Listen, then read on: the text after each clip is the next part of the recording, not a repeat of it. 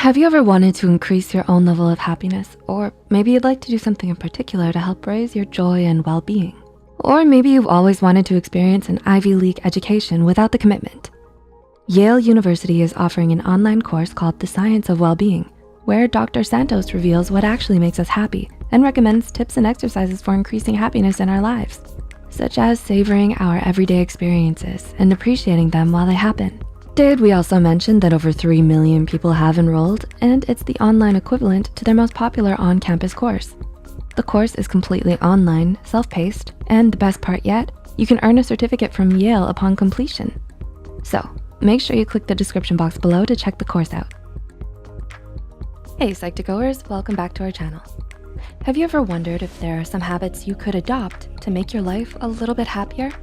According to psychologists and research studies, there are some interesting habits that may just leave you feeling a bit more cheerful. Here are 6 helpful habits that will make your life happier. Number 1, read stories of wonder. Do you love to snuggle up with a good book and a cup of cocoa? While chocolate tends to make a lot of people happy, that story of wonderment you're reading may just make you happier. According to a 2012 research study published in the journal Psychological Science, awe can be elicited from reading a story, even a short one. Researchers Melanie Rudd, Kathleen D. Voss, and Jennifer Aker explain in their research article that awe offset the feeling that time is limited. And this increase in perceived time availability heightened willingness to volunteer time. And it accentuated preferences for experiential goods and lifted satisfaction with life. They further explained that their studies also demonstrated that awe can be elicited by reliving a memory, reading a brief story, or even watching a 60-second commercial. So, that inspiring book you're reading, or that adventurous play that has you hooked? Keep reading. Your life may just be a bit happier with an awe-inspiring book, and it keeps you present and in the moment. As the study states, experiences of awe bring people into the present moment. And being in the present moment underlies awe's capacity to adjust time perception, influence decisions, and make life feel more satisfying than it would otherwise. Sounds good to me. Number 2, drink a healthy amount of coffee. Who doesn't love a good old cup of joe? I know I do. Many studies have found a link between how much coffee you drink and a lowered risk of depression and suicide. In a large 2011 longitudinal study, researchers found that depression risk decreases with increasing caffeinated coffee consumption. They mentioned further research is needed to confirm their findings, but a good cup of coffee every now and then won't hurt your mood and alertness. Just make sure not to go overboard. Too much caffeine can be dangerous, folks, but just the right amount? Delicious. Gotta love those mochas. Number 3, don't focus on materialistic goods. In her book, Myth of Happiness, author Sonia Lubomirsky explains that a mountain of research has shown that materialism depletes happiness, threatens satisfaction with our relationships, harms the environment, renders us less friendly, likable, and empathetic, and makes us less likely to help others and contribute to our communities. While a new pair of shoes here and there won't hurt you too much, if obtaining these types of possessions are all that's on your mind, it could cost you a bit of overall happiness. It's best not to put the weight of our happiness only on obtaining these luxury goods. Make it a habit to instead look towards your values, socialization, self-fulfilling goals, and experiences as another way to get that euphoric feeling. Basically, do what makes you happy. The things without that expensive price tag attached to it. Number 4, make it a habit to be around happy people. A 2008 study from the researchers and professors James H. Fowler and Nicholas A. Christakis found that if you simply live within a mile of another happy person, your happiness could increase by 25%. The researchers wanted to discover if happiness can spread from each individual and whether niches of happiness form within social networks. According to the study, people who are surrounded by many happy people and those who are central in the network are more likely to become happy in the future.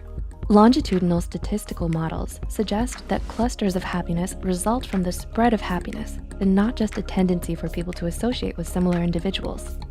A friend who lives within a mile, which is about 1.6 kilometers, and who becomes happy increases the probability that a person is happy by 25%. Although these effects weren't seen in coworkers, the authors also mentioned that similar results were seen with happy spouses and neighbors who are within the mile. Time to thank your friendly neighbor for lending you that cup of flour, and thank them for a bit of happiness. Number 5, join clubs and participate in cultural activities. Thinking of joining a club or snagging those tickets to your favorite concert? One research study found that those participating in more cultural activities in clubs reported decreased levels of anxiety, depression, and an increase in one's general satisfaction with life. The 2011 study examined data on cultural activities, perceived health, and overall satisfaction with life on over 50,000 adult participants from Norway. According to their research, their results support hypotheses on the effect of cultural activities in health promotion and healthcare. Time to join the art club. Number 6, keep a journal of your feelings. It has long been believed that journaling can have a positive effect on one's mental health. Writing down your feelings each day is a great habit to adopt. According to University of Wisconsin-Madison, health psychologist Shilag Mirgain, PhD, therapeutic journaling has proven effective in the treatment of those experiencing post-traumatic stress and trauma survivors. The benefits also extend to those living with chronic health conditions such as asthma, rheumatoid arthritis, cancer, chronic pain, and even those who are chronically poor sleepers.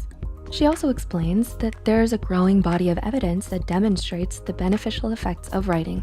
Just 20 minutes at a time over 4 consecutive days was associated with a decrease in health problems, such as enhancing the immune system functioning.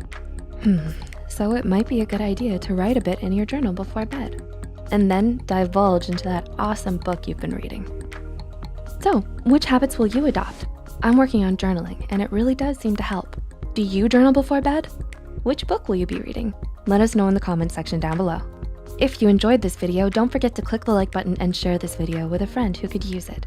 Subscribe to Psych2Go and hit the notification bell icon for more content like this. And as always, thanks so much for watching.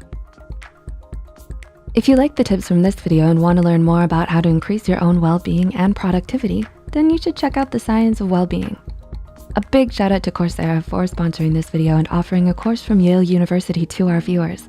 You can earn a certificate from Yale upon completion, so make sure you check it out.